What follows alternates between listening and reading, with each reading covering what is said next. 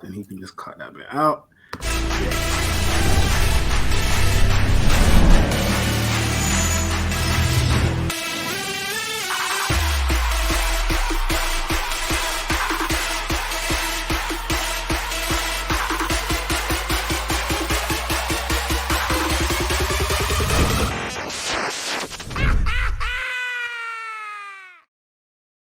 Hello and welcome to the Football Terrace. I'm Adam Charles. This is that Arsenal show, and I'm not gonna let Arsenal defeat me.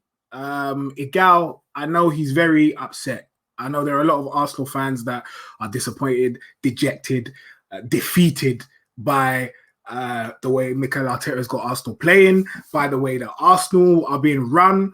But I'm not gonna let Arsenal defeat me. I've got my green tea, and I'm sipping it. And it tastes fantastic. I'm joined by a gal. How are you? Oh, man, yeah, disappointed, but you know what? We move. We do move. I'm joined by Kesh. I'm happy, man. Can't let Arsenal get me down. I'm over it. It's true. And I'm also joined by a very, very special guest in Sam. How are you, Sam? I'm good. As you said, I'll never let Arsenal defeat me. You can never do it. You just can't do it. Never. Guys, I'm not like you. I didn't sleep on Thursday. Igal told me that let you not sleep, man. 7 a.m. Igal went to bed because I didn't have work the next day, so I was just like, It's all right. It's okay. But we're going to talk about Arsenal. I want to get into the expectations. I also want to talk about how long we think Mikel Arteta will last at Arsenal and what kind of I won't say legacy because apparently that's not a word that we like, but how we think it will end. And then we want to do a little preview for the Benfica game as well. But starting off with the result yesterday, Sam, I didn't get your thoughts or your views on what happened. How do you think the Man City game went? To be honest, 1-0, like, it's better than us being thrashed 3-4, 5-0, which could have happened within the first half of the game yesterday. But I said this like on Gold Diggers yesterday, that City just weren't threatening enough. Like, they weren't even inviting pressure like that to even make us look like a team worth kind of hanging back for. Like, KDB even coming back, I don't think it really made a much difference to City's game, because them winning 1-0, they have such good defenders to not concede, for them to not worry about scoring any more goals. Like, Pep has attack on lock, he has his midfielders on lock and the defense on lock. He literally has a system that says we are league leaders. And then his squad depth is insane. Like, he's got 2 solid starting 11s. What do we even have a first starting 11? Do we even have that? I don't think we do. Like, we're actually dead. Like, we're dead food out there. And the fact that El Neni and Xhaka was our midfield pairing was already a concern. Like, we were going to lose already. And then they brought Holding back, and his centre-back pairing was with Mari, who hasn't played a game since. There were just so many decisions that I just didn't understand. And yet, cool, Benfica's on Thursday, so we should have, like, players resting. That's probably why Gabriel was resting. It's probably why, certain players were actually sat out. But I just don't understand, because if that's the case, Saka shouldn't have played in 90 minutes. Tierney shouldn't have played 90 minutes. So many decisions were just not clear. And we were just inviting so much space for them to just have fun. And we weren't even utilising our chances. Our decisions in the final third were just so poor.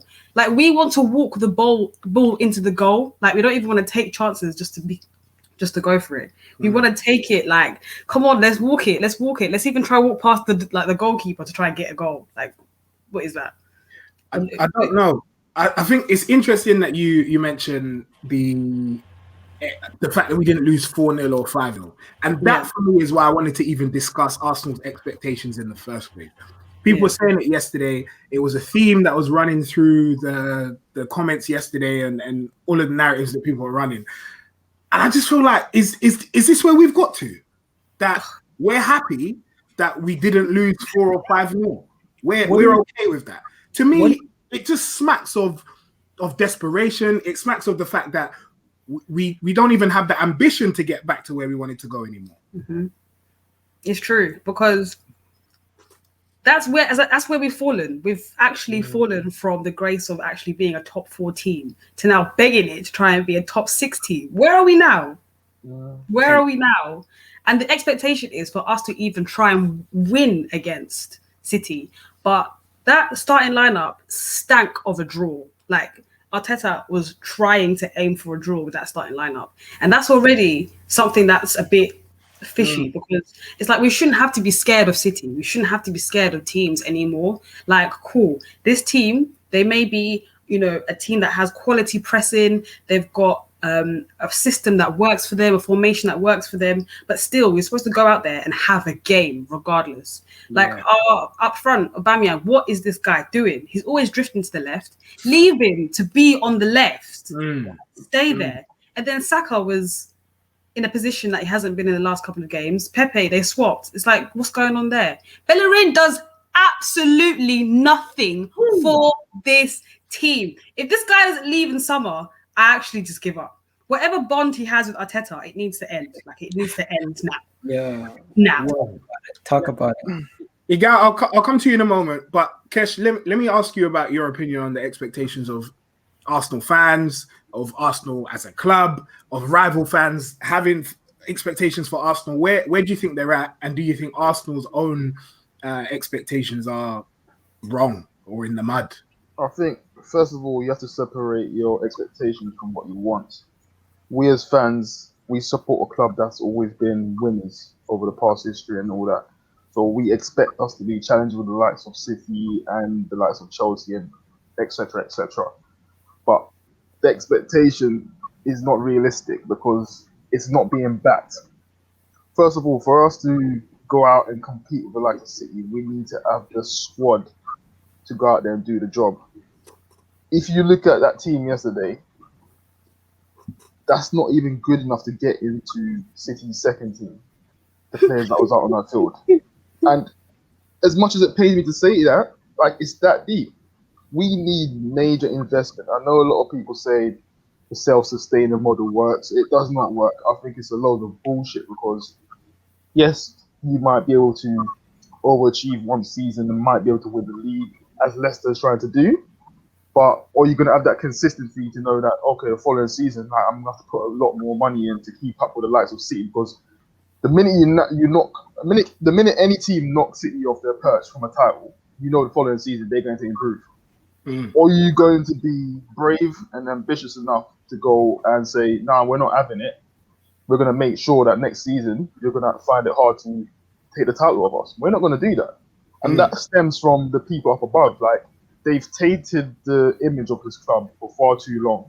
And for me, us as fans need to make noise. I'm not talking about going to the Emirates and have a parade and march because there's no one there to see it. They don't care. Like, if I'm talking about making a noise and disrupting things, as much as it pains me to say that, I wouldn't want to. I feel it feels a bit disrespectful, but I feel like that's the level that we're at now. Like, we need to go down to El Hen and protest outside the training ground, where Eddie's going to be in his office and you can hear a voice. You think it's that serious? Bro, it is that serious now. Because what I'm reading in the reports, like, I gave them a break. You saw me during the season, up until December and everything. I'm like, no, I'm going to let Arteta live because I don't believe it's his fault. And I don't believe it's his fault. I feel, if you look at yesterday's game, if you took Gundogan, KDB and Cancelo and put them in our team, we hurt City yesterday. There's no doubt about that because we had breakaways where we just couldn't find the right pass, the right end product to kill them. We couldn't find it. And that's based on our terrible midfield that we got and the likes of relying on the likes of Saka. As good as Saka is, you can't have that belief that he's meant to bail us out all the time. Where's the other players stepping up? Where are the other players fighting for the badge? Where are the other players setting an example? They're not. So, for me, it's to do with having more quality. And as a team at Arsenal, we deserve that quality. We deserve it. Whether we're challenging or not, no one's saying we've got the divine right to win a title, because no club do. You earn that right by fighting during the season. And until we add those qualities, we're never going to fight. And that is why I do not blame Arteta. I blame the people who's in charge of this club. Right. So Igal, you heard there Kesh talking about the fact that no one has the right to win the league. You earn the right. And that our expectations need to be separated from reality. Do you agree? First, I just want to get on to Samantha's point before we get started on anything. Hector Bellerin, it seems like PSG have revived their talks with Arsenal about Hector Bellerin. So if that goes through, that's a good thing. Now, Take him. He can do part-time modeling as well. Take him. He's getting on my nerves. 17 minutes ago, this came out. Now, continuing on to the expectations, there's a part of the fan base is disillusioned in thinking that when we say, "Oh, it could have been worse," or we could have conceded more goals, or we could have lost by a larger portion today. People are saying these expectations have dropped since Arteta has come in. No, these are not the expectations that have dropped since Arteta has come in. It's the fact that you've been disillusioned since Arsene Wenger, even Emery's been in charge. We haven't beaten a team that's at the top of the table. We beat Liverpool last year. We beat a couple teams, but our last 18 games against teams that are at the top of the table, we lost 11 of them, won 3 of them. Honestly, like, what do you expect? Your expectations as fans, you are honestly living in the past. You are living in the past. I'm not going to be as clear and concise as Kesh was. I'm going to tell you guys straight as it is. So someone like me, I'm living in the past, basically. Unfortunately, that's the reality, because we have a situation where our club is not what we expect it to be. Our expectations as our individuals, as our fans, and what the expectations are from the people in the boardroom are not the same. What they expect, we've always known, was to be in and amongst the top 4. Now that has dropped lower. Their expectations last year was to try to get back into the top 4. Now our expectations, because the season has gone so bad, is to try to get back into the top 6. And you know what? At the beginning of the season, the board, there was leaked rumors about the board saying, guess what? If Arteta gets in the top 10 and he drops into that and drops 2 spots down, he will still keep a job, and they'll try to back him in the summer. So they've already lowered the expectations. The board are lowering the expectations. The fans are not the ones lowering the expectations. So then, I guess this is the question to all of you. How do you then feel? I guess Kesh has already answered it already. He said that we should go out and protest. How do you feel that the board have then lowered the expectations? Or is it just, do you see it as an admission of their own failing? Because clearly the squad isn't good enough, and they realize that, so they have to lower the expectations. Or is it, doesn't really matter. If we finish 10th, we like Arteta, so he's going to be in the job anyway. There's no barometers. There's no goals. There's no plan. For example, people say Arteta out. People say Arteta in. People say they want Edu out. They want this guy out. They want everybody replaced. Who's replacing them? The owner is the person who's going to be replacing them. If the owner is not going to replace Edu with an adequate replacement, Arteta with an adequate replacement, bring in Vinay, who has never been in a job in football before, replace Ivan Gazidis with Don Raul, who's not supposedly was Don, but I don't know what his black book has anyways. What are we going to do? We don't know who's going to replace these guys. We don't have adequate leadership at the top. How do we expect Arteta to be replaced properly? How do we expect Edu to be replaced properly? The reason why I back Arteta is because he's the only person in that whole backroom staff who has won something in the Premier League. Even though he was an assistant coach, he actually knows what level of quality it takes to win in the league. Do you think that the squad is actually better than where it's placed currently? Because I guess I'll speak for myself. I look at the squad. I look at the fact that we are 10th, and I think this is a travesty. We should never be here. I don't care what anyone says. A midfield of Xhaka and Dani Ceballos is better than 10th. I'm sorry. Reason, I believe that. But you know the reason why we're 10th though is because he's trying to apply a system. He's trying to apply a philosophy that can follow through for many years. That's why they brought him in. They brought him for a long-term solution. But the problem with bringing in someone like that, and you're not looking for immediate gains, like what Tottenham brought in Jose for. In order to climb up that table, you've got to forget the system, forget the philosophy, what you're trying to implement, and just go for results. But no coach who's about what they are, like Arteta, like a Pep. Obviously, Pep is more, he's proven in what he's doing. But even when Pep came in, when the pundits like Gary Neville, JB Carey was like, no, Like, he can't come in there and do that. Like, it's not going to work. Like, you see why they're struggling. Like, he needs to change it. Bruv, Pep continue doing what he's doing because he knows that's what I am. That's my profile. That's what I believe in. I believe in total football.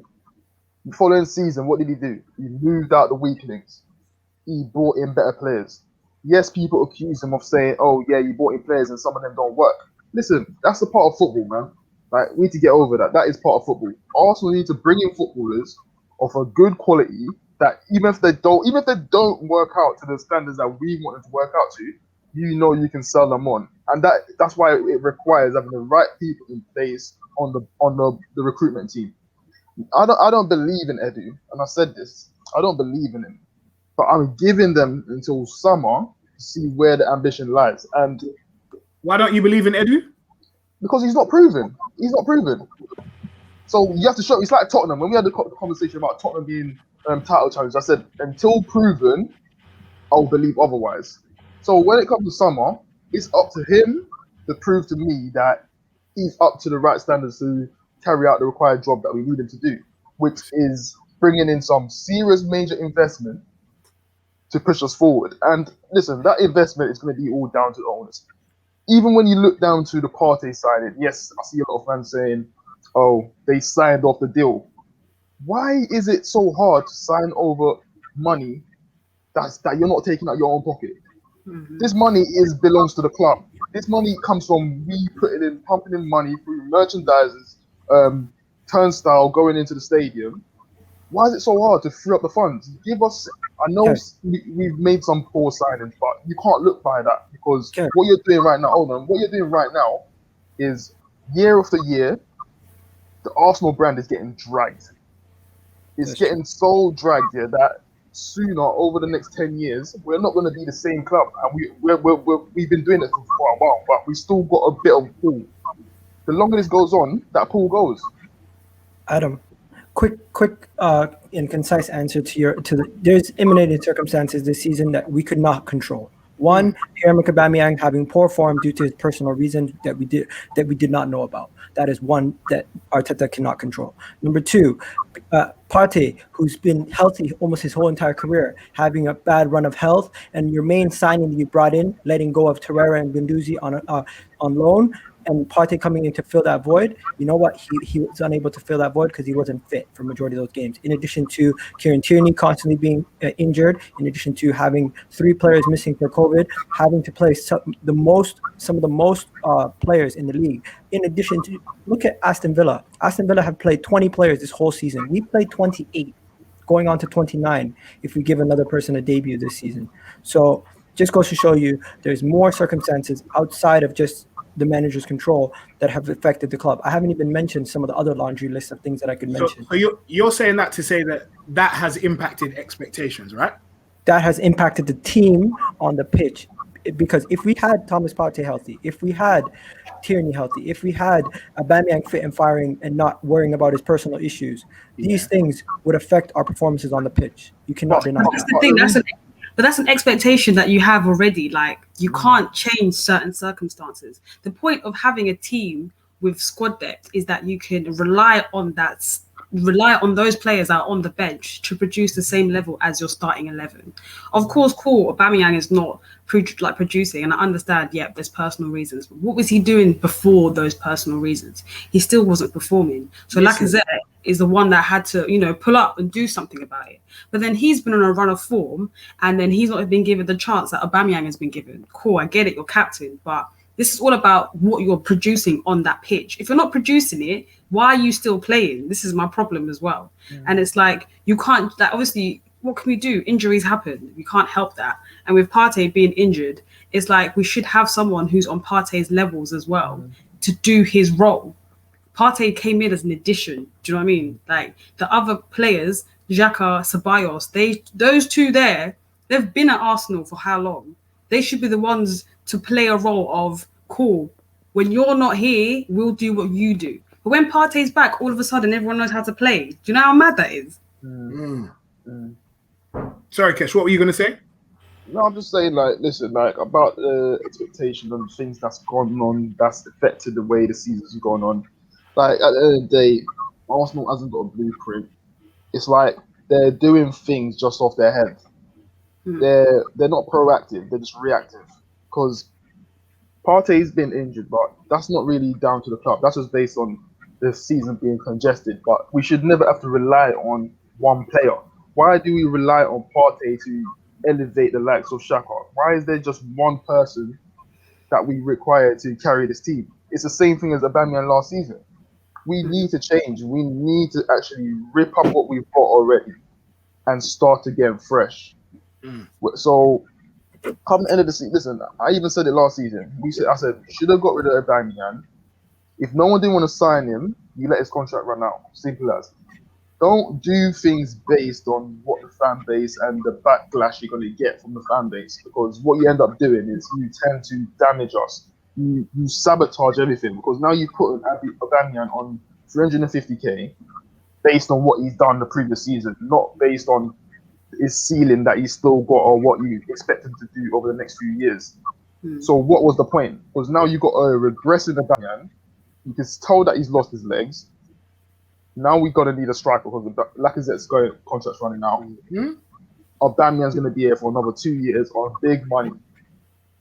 Where was the common sense?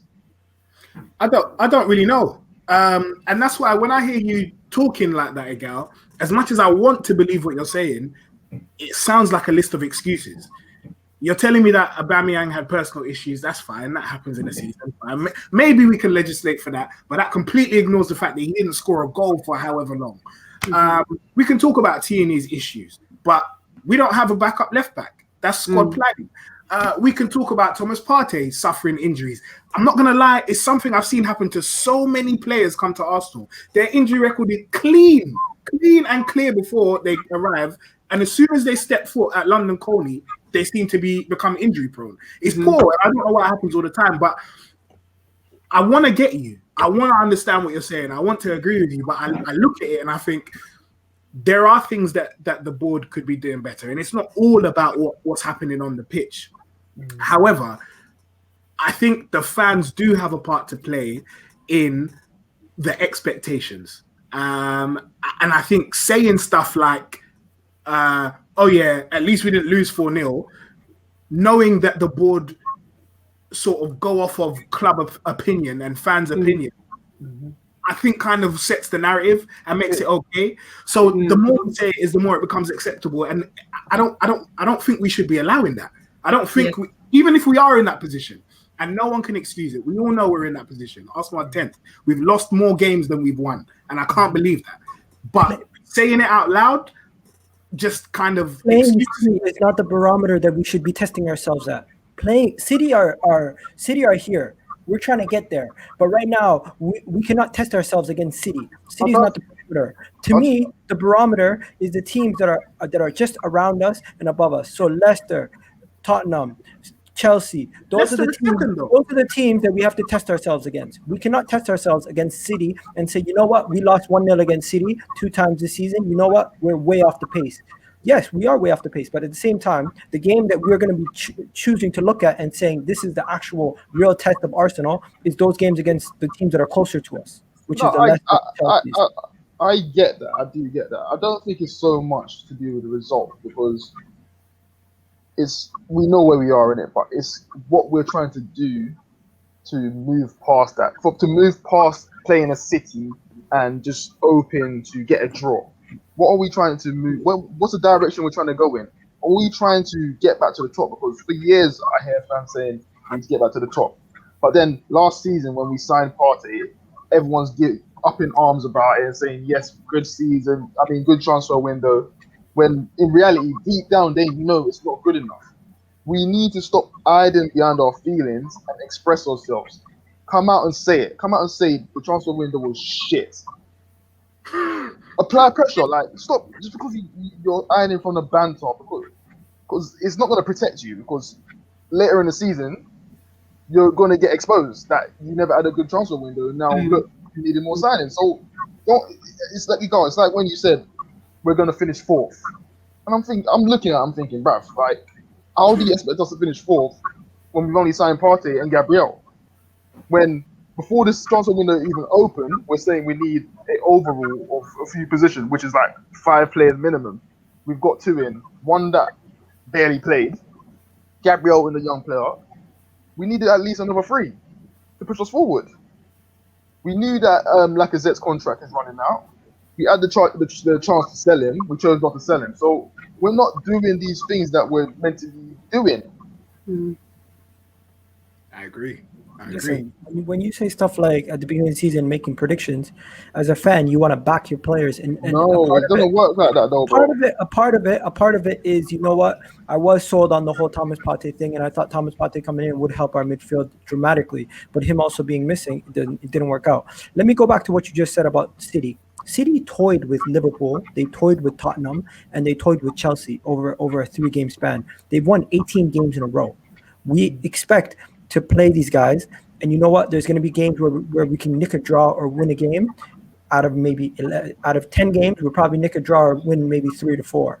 But we don't expect to beat them every single game. My whole thing is our expectations as fans. If we're judging our expectations as fans based on the game against City, we're disillusioning ourselves, and we should look at other games to maybe focus on. The next run of games, we face West Ham, we face Tottenham, Leicester. Those are the games that you can judge the team on. If you judge them based against these games, or you judge them against Champions League games against Bayern Munich when we lost 5-0, stuff like that back then, those kind of games are not the games you should be judging us on. You should be judging us on the week in, week out performances. No, I agree, but you have to understand, there's seeing it for where it is and being disappointed, but then to come on and say, oh, a draw is good enough, like, it paints a picture. Remember, me and you read the article where Dunrow, after the transfer window, he was watching it. So they watch these things. So if he's watching it and he's gauging what the fan base's reaction is, and he's saying, oh yeah, they actually like what I've done, then they're not going to make a change. So you have to keep what you're saying bottled up. There's certain things that you just don't say, you don't express yourself on it. That's it. Sam, I get the impression that you didn't agree with what Miguel was saying. Totally. Do you know what? Basically, like, I'm sorry, but the next run of games that we have, Leicester, West Ham, like, these teams are playing better than us. Everybody knows that these teams are playing better than us. And regardless of the fact that you can say, like, oh, you know, we should just be going out there and just, you know, applying the same pressure that we've been doing. I don't think it applies, because if you see how we reacted against City, how are we going to react against a team that's already currently in second, a team that's currently in fourth, teams that are above us right now? But the thing is, though, we're also flopping against teams that are below us. The last game we played against Burnley, we were supposed to win that game. We're supposed to win games. We're Arsenal. Despite our past, despite our history, we are still Arsenal. We have that history for a reason. Despite the fact that, you know, we've been through managers and, you know, we've gone through what we've gone through. But I feel like the board are trying to test not just the fans, but the coaching staff as well. Because I feel like they see it as, if we keep dropping our position, then they feel inclined to be like, okay, maybe we might have to pull out our wallets and do something about it, because clearly what we've been trying to do is not working.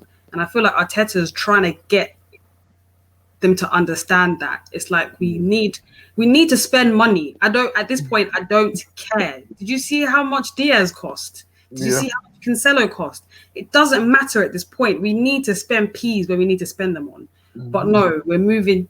I feel like we're moving timid. We're moving moving whatless, because we're just like, oh, like, you know, what can we do right now? You know, we're broke. We're not broke, you know. Like, we're actually not broke. We have big boy owners who are out here owning teams in America, but Arsenal are not piping up. And as Kesh said, we need to show these people that, excuse me, if you want us to compete again as a top 4 team, you're gonna have to do something about it. And it's not just the coaching, it's the actual quality that we have on that pitch.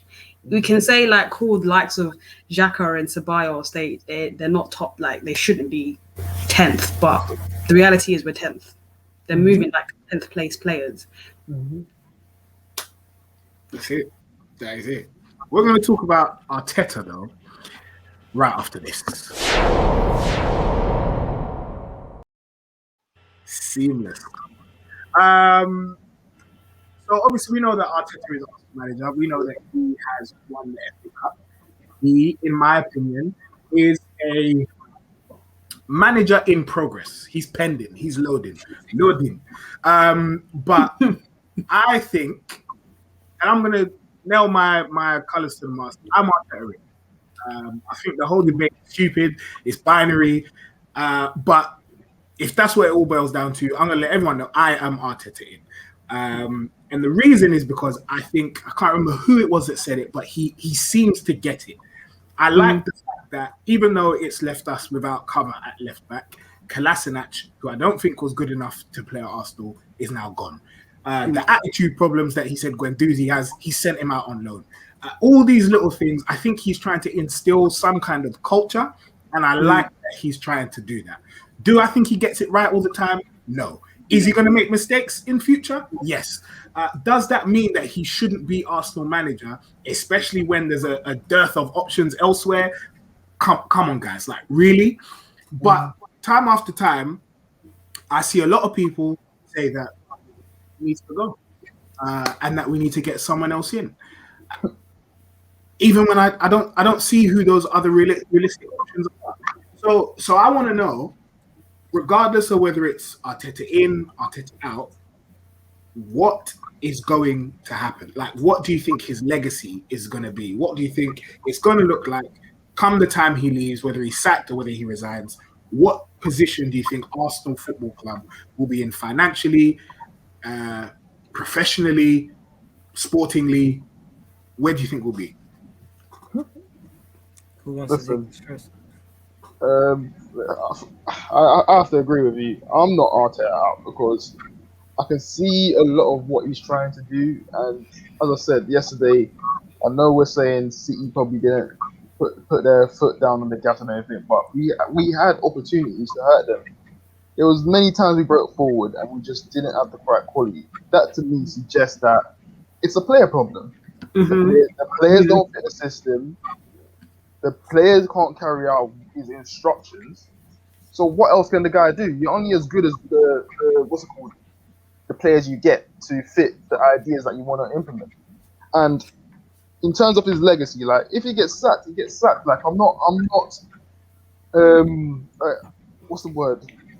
I'm not Arteta love boy. Like if you told me tomorrow Arsenal's gonna get rid of Arteta, they're gonna bring in someone of a high magnitude, then like an Enrique, who plays good football, can play solid defensively, and they're gonna spend money. I'm gonna be all for it because I'm here for the benefit of my club. I love my club. I don't love Arteta, but I can't pin the blame on him when I see the way the club moves and the direction that they're taking. And this has been something that's been coming for years and years and years, and it's now that some of our fan base are waking up, and that includes me. Over the last 5 years, I started to wake up to it, and some people still haven't. Because a lot of these people are saying get a new manager in. Yes, you can get a new manager in, but are they willing to pay that wage bill to get that manager in? Are they willing to back that manager's ideas? Are they willing to, when the manager says this player is not good enough, get rid of him? Are they willing to do that? Everyone needs to be on the right synergy and working towards a common goal. And the common goal is to get Arsenal back to the top. We can overachieve, but at the same time, the owners do not care enough. Okay. What do you think? Big Al, Sam? I'm Arteta in. I don't think getting rid of a manager is going to change much because, you know, you can go out there, spend all kinds of money on a new manager, but that new manager now has to take time to get to know the team. The team has to get to know their like strategies and tactics. Like it's all long. It's all long. And I agree with you both in saying like, I see the vision. I see what he wants to do, but more time, I feel like it's the players that are to blame for a lot of things. Like yesterday, we had so many chances, so many, like we probably could have bagged 2 goals. But as you said, it was the end product. It's the players that are not driving. It's players that don't have vim to go out there and just get a goal. Like, they're scared. They're not moving, you know, like an attacking player should, if that makes sense. And I feel like... Sorry to interrupt you. So let me just ask you, if we were to say Arteta had Chelsea squad, for example, Yeah. Are we saying guaranteed top 4 finish? Yeah, He's 100. winning the league with Chelsea squad. He'd win the league. He's not winning the league. Yeah, bro. He's not winning. I don't think He's he's not winning. winning the league. He's not winning the league. No, not He's Chelsea getting squad. The kept. level of investment that Chelsea got. If he No. was given that- Let's not move it now. I'm talking about Chelsea's squad. If Squad he right had that, now. he had Timo up front, Yeah. Havertz, Mount, Kante, all these. CH, all of them. four. Mount, Top four. he is getting top He's 4. getting top 4, in That my team. opinion. He's getting top 4 in my I can't lie. opinion. I think he's winning the league personally.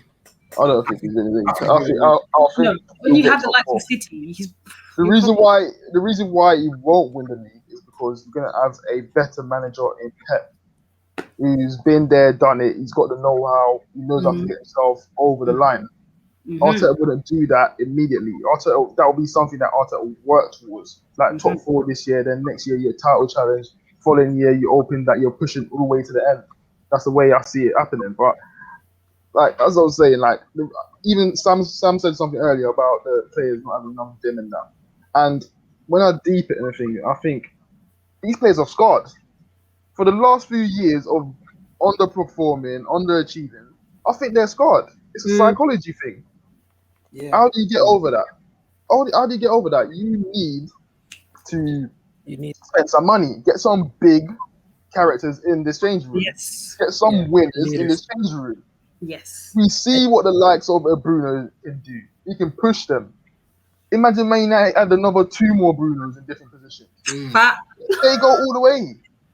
So how can we expect to keep pushing and expecting these players? Yes, they're technically good.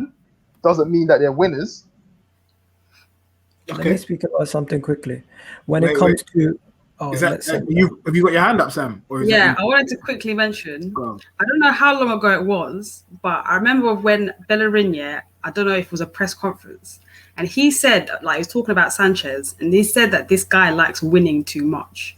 Do you know how tapped you have to be to say someone likes to win too much? Yeah. They're definitely scarred, and they In can't move competitive past sport, being mediocre anymore. Like, they're like, oh, cool, we won today. Like, that's nice. But on to the next game. Next game we lose, and they're just like, oh, you know, it was a concentration issue. It was a confidence issue. Then can you concentrate? Like, you're actually all big boys. Like, you're all big boy players getting big boy money. And you don't expect fans to come and see you guys doing something that I could do. Fair. Go on, guy. I know you're itching. Go on. So, yeah. Arteta should resign if he does not get the backing that he wants in the summer, because I genuinely think if he does not get backed, it's going to be the same situation come January, and he's either going to get sacked or he's going to have to, or something's going to happen. Because if he's not getting the players that they came to his house in Manchester after we lost to Manchester City. They hired him. They said, this is the man we want to lead the club. They brought in this whole plan. They said, trust the process, not the fans. Okay? And if they do not back him and do not give him the pieces, I genuinely believe he needs to resign, because I don't want to see this guy go through, get his name run through the mud. It's not Edu's fault. It's not Arteta's fault. It's the owner.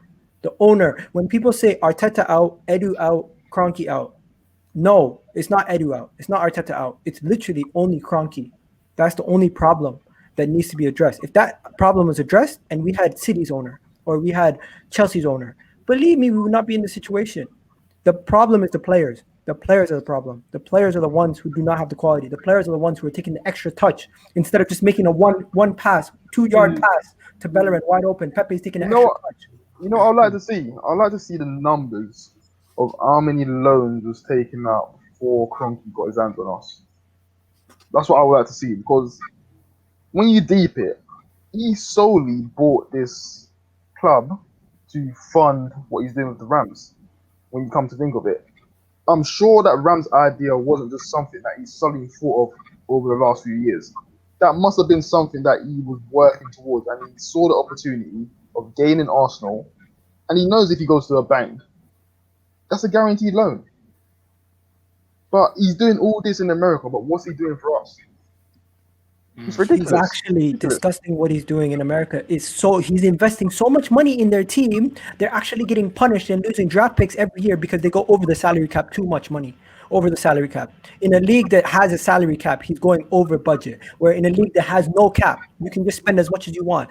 FFP will probably come in and stop you if you go crazy, but you can spend over like 200 million. The man is crazy. Where does he live? Colorado. Are you gonna pull up? Listen, one day I will. One day I will, because I've actually had enough. Like, I've actually had enough. Stan, watch out. We're gonna bring in Sam and Brandon right now. Here we go. How you doing, guys? You good? Well, I sorted it up, yeah. That's what I was gonna I just popped a visit around Bellerin's house, yeah. So this is why I'm all hooded up. They can't catch me where I was hiding. I paid Lewis the Bellerin a little visit. That's what I did, bro. Because you know what? He is shocking, bro. He's worse than the boy, bro. He's a million times worse than the boy. This guy has no heart, has no passion in his team, bro. He does not belong anywhere near the football pitch. He cannot take Arsenal Football Club, bro. He's a championship player. That is his attitude. Just like Samantha brought up earlier, oh, he works too hard. Who are you, bro? We're Arsenal Football Club. And he's saying, oh, he works too hard. Nah, bro, you do the bare minimum. You got lucky, yeah? You got lucky that Matthew Debuchy got injured and Arsene Wenger brought you in. And then Matthew Debuchy was so trash that you got on his team for years. And then Arsene Wenger protected you. And you're one of those players. I know everyone knows that he is. He's one of those players that stabbed Arsene Wenger in the back. He stabbed Emery in the back. And guess what? He will stab this manager in the back. It's a fact. He is a backstabbing snake of a player, bro. That's what he is. Yeah, I had to get off of my chest because I went to sleep last night, yeah? I was about to go to bed and then popped in my head. This guy's face popped in my head. I've never been so angry before going to bed in my life, bro. This guy is it gets on my nerves every single day. Because of yesterday. Let it go. Yesterday, bro. I can't let it go. Well, this guy still plays for my club. I can't. Wow. Honestly, I can never let it go. If we're a serious club, yeah, let him go in the summer. If not, then you know what? Mikel Arteta will not succeed if Bellerin continues. But you know what? Mainly it's the board as well, because they're too stubborn to invest in this football club and purchase a proper right back, yeah. And we're stuck with this muppet at right back. Honestly, sorry for the rant, Adam. I just had to. I'll just fuming, bro. It's all building up. I mean, it's okay. Clearly, Bellerin gets. I mean, out of all of the bad performances I've seen Bellerin have, yesterday probably wouldn't be in my top 5. But no, it's continuous, Adam. It happens week in, week out, year after year, and he still has the attitude to say, "Oh, well, it's the fans. The fans this, the fans are booing me. I get criticized by the fans week in, week out. Grow up, pair, man, and grow up. You're a professional footballer.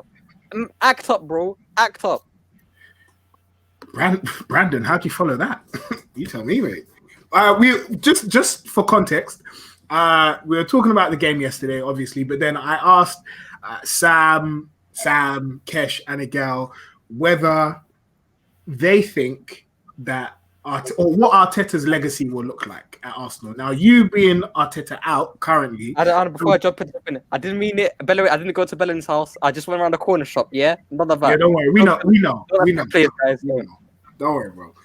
But yeah, you being Arteta out, I'm sure you think that his legacy or the lasting memory of Arteta isn't going to be a good one. So why do you think that is, first of all? And am I right in my assumption?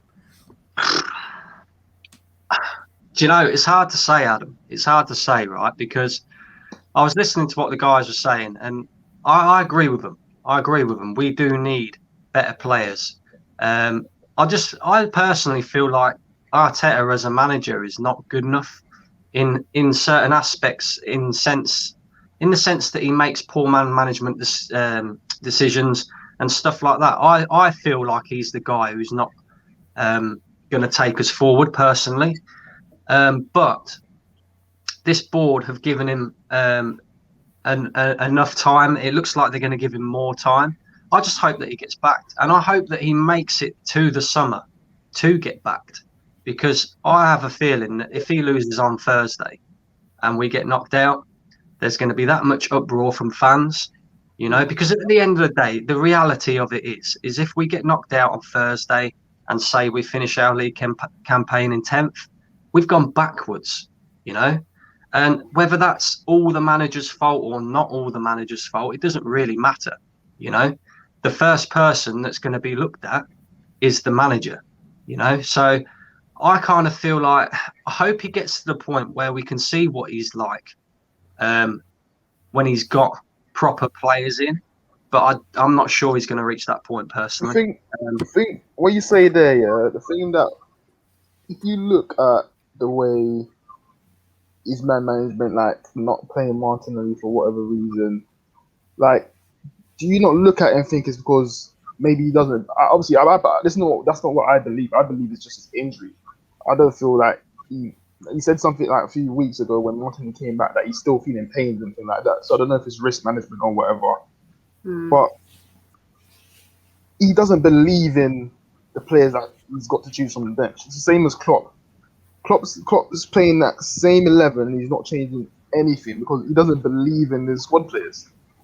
So my belief is that if we give him a better players to pick from, maybe he will be more relaxed and more, more believing in the squad rather than the first 11 players that we know start every game. You know, yeah, I just want to I add on have that a as well. different take. Okay. I'll go. I want to add though the systems there. You can clearly see it. Yesterday, you know, we're doing quite well on the counter attack, but every time it's the final ball. Like Kesha we don't have any quality players who can deliver. The management's there, the tactics are there, the players aren't there. I don't think it's the quality. It's the quality, but it's the system.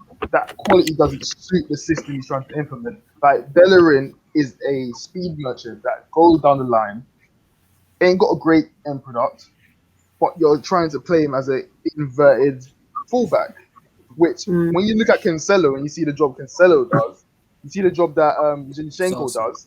They're technically good players. They're very technical, so they can play the intricate football.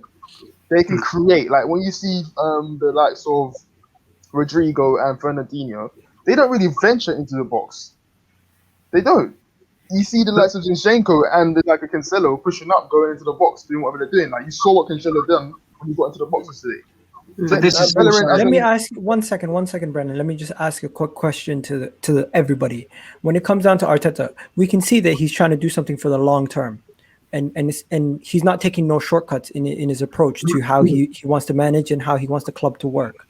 Now, would you rather somebody who came in who's completely thinking about the short term, thinking about win now, win every game, the next game is the most important game, or do you want somebody who's trying to fix the rot at the club, who's actually trying to get rid of the players with the bad attitude, got rid of Ozil, Kolasinac, Socrates, these guys, Mustafi, and realizing that they could help you probably in the short term do a couple jobs here and there, but they're not going to benefit you in the long run if you're trying to have a full-time plan. So I feel like that's why I back Arteta in the sense, or that's why I feel like he has more people's backings than he would have lost more people if you didn't see the long-term plan. I don't want another Emery to come in and just be a bandage. I don't want a Jose Mourinho type situation like at Tottenham where you have a guy who's just there to win you one trophy.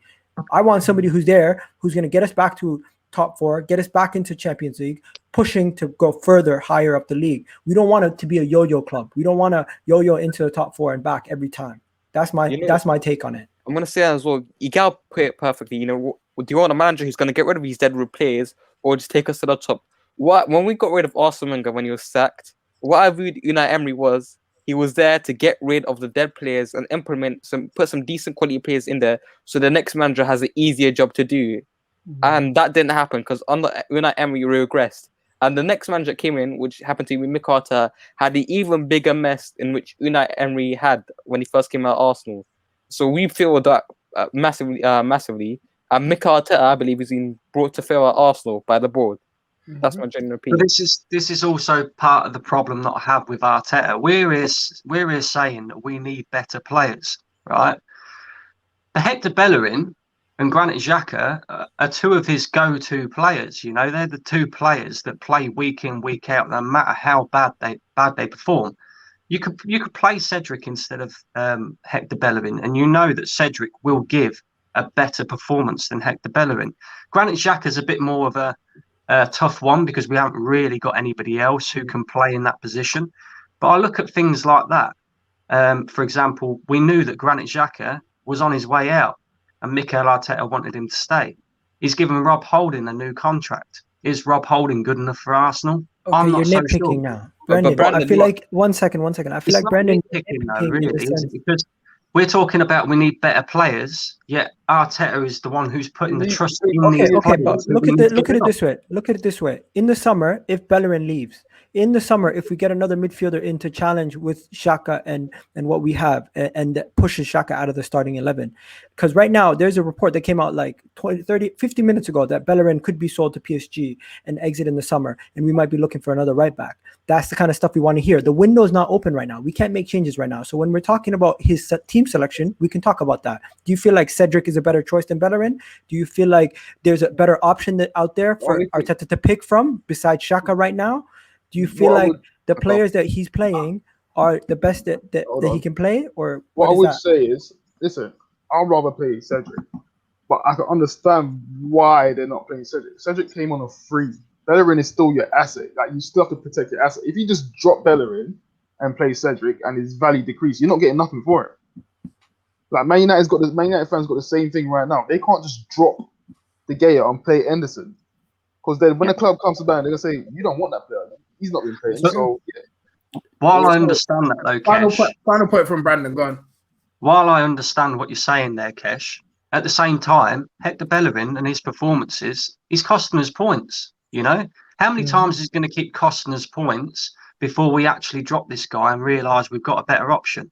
When we get The other ambition, thing- Brendan, when we get ambition to say, this is our budget for the summer, this is what we're going to do, this is who's going, this is who's coming in, like a big club should, then that's when it will change. Until then, it's not going to change. The other thing as well was, like, for example, Nicolas Pepe, right? I'm with you guys. I personally feel like he's not good enough for Arsenal. You know, he's hit and miss far too much. But in recent weeks, he has been very good. And then all of a sudden he gets taken out for the Leeds game for whatever reason. Then yesterday's game, he comes back in. Now, for me, Bukayo Saka has been best for us playing from the right-hand side. And Pepe's been better on the left. So why was it switched around yesterday? Why was Saka on the left and Pepe on the right when we know that don't work? I This understand. Look at This that. is what I mean. More than likely, it was for tactical reasons. We don't Yep. know. I can't say. I agree with you. The inconsistency is a little bit annoying.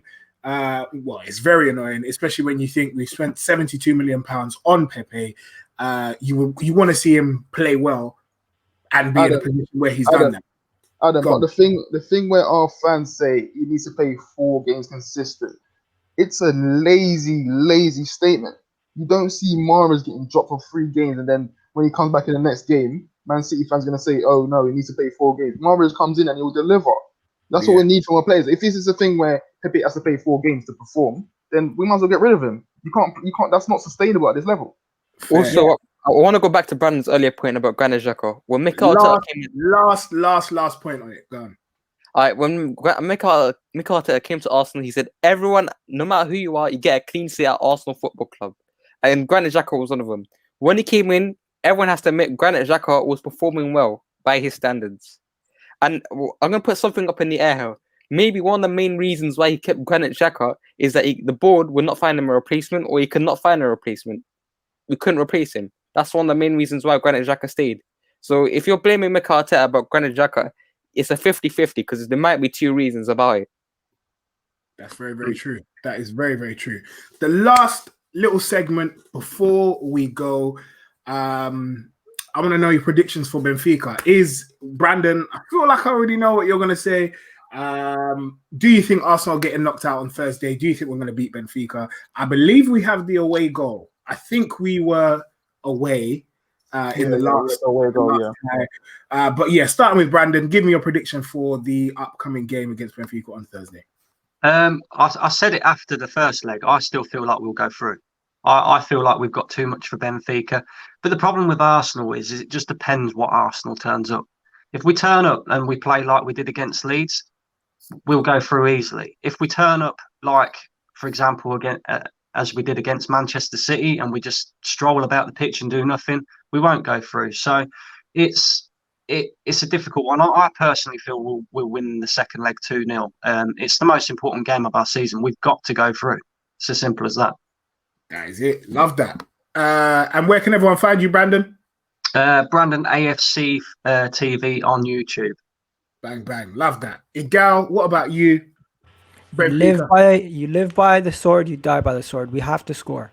We have to score. If we don't score, we're going to lose, because this is a situation where we have to be clinical.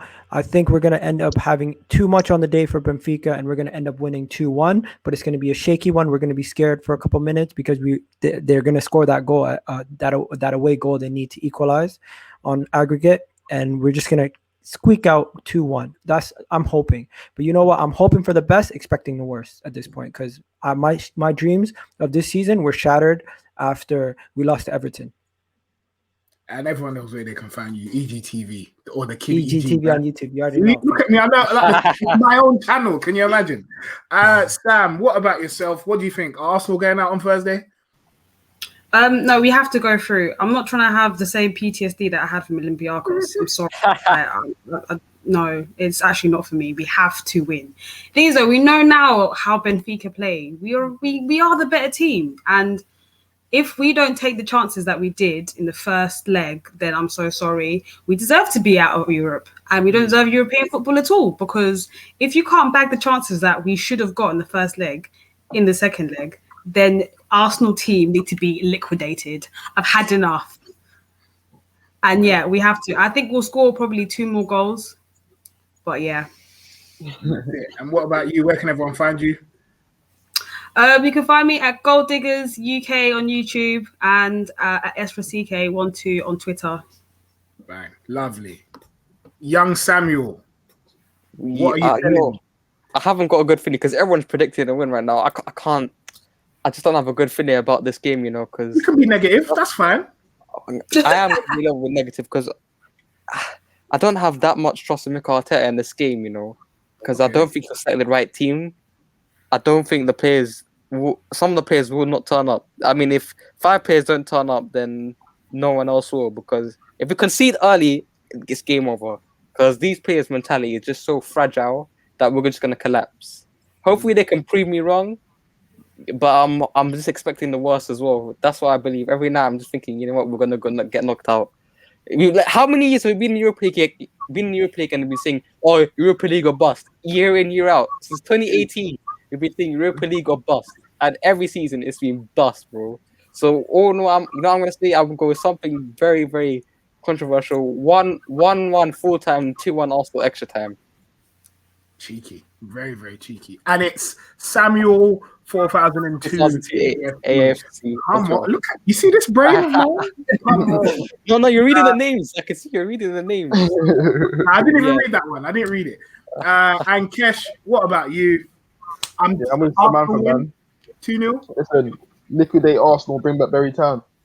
But yeah, no, on a serious note, I believe we should win. I know some saying, "Oh, it depends on the right team." I think any team we put out should be enough to go on beat this Benfica team. So that's not really an issue for me.